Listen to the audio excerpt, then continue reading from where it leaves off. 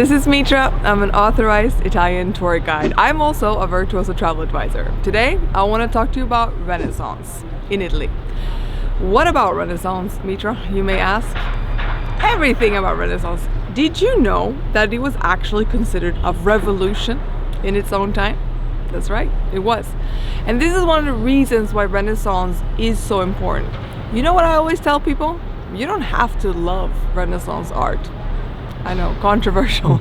You don't have to love Renaissance art, but you need to know when you travel why it's so important and why it was considered revolutionary.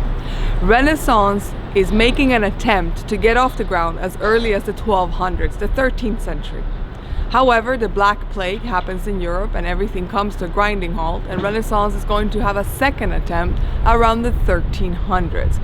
It will, however, start blossoming around the 1400s in Tuscany under the guidance of the Medici family. It will come to Rome a full century later by the 1500s. It's a late development, and this is the reason why I'm calling it revolutionary. You see, what's taking place in the shape of Renaissance, the very word meaning rebirth of classical antiquity, but it isn't just rebirth of a bunch of naked statues and painting naked people or even a bunch of pretty colors. It's a rebirth of consciousness. You see, in Tuscany, the elite of artistry that is gathered under the Medici family subscribe to ideas not only of Catholicism, but also of Kabbalah, Old Judaism, the balance of the divine in the universe. They subscribe to ideas of liberalism by Plato. All of this gets fused into a melting pot of artistry, of thinking, of existence. It was the first time in 1,000 years where artists were encouraged to find the divine within humanity and to find the humane within the divine.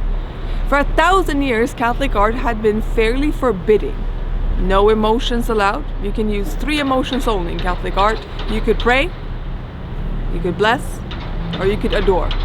But if you look at images of even of saints, Saint Sebastian being shot full of arrows on a cross, Jesus being crucified, all you see at most is a pair of eyes rolling towards the heaven as if the whole event is just inconvenient. No suffering, no pain, no drama. I mean, there's plenty of drama, but it's a little bit more on the gory movies version with a lot of blood squirting anywhere. So when we then have Renaissance art that all of a sudden is showing a range of human emotions, for example, the very famous Sistine Chapel of Michelangelo, where we have rage, we have despair, we have lust, we have doubt. All of this was highly controversial. For a millennium, there had been a sort of gatekeeping in place where the Catholic Church did decide for you if you were worthy of arriving in the heavens or not, whereas in old times in mythology, there was a much closer relationship between divinity and humanity. I mean, we all know the stories of Zeus in Greek mythology, don't we? 99 problems always start with Zeus not being able to keep it in his pants and his wife going on a murderous rampage of revenge back and forth.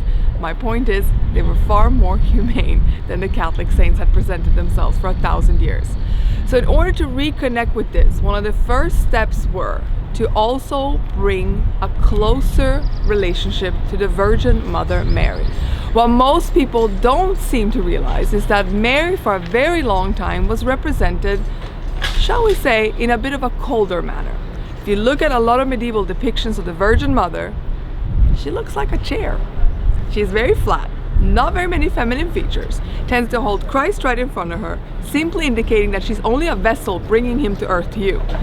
When we have a Florentinian artist called Giotto, for the first time making a massive painting of the Virgin Mother Mary with a hint of a pink lip, a blush on her cheek, but even more controversial, a full-on visual 3D breast silhouette. It is said it was so scandalous, a cardinal fainted in front of the painting. And then that started the entire movement of making Mary the soft, feminine embodiment of God's motherly love upon this earth.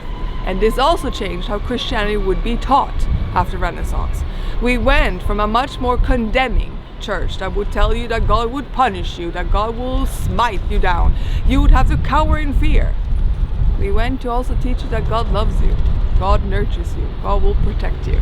And Mary becomes recognized as the maternal love of God on earth. This made Renaissance a very revolutionary concept. This is why it took quite a bit for it also to reach Rome.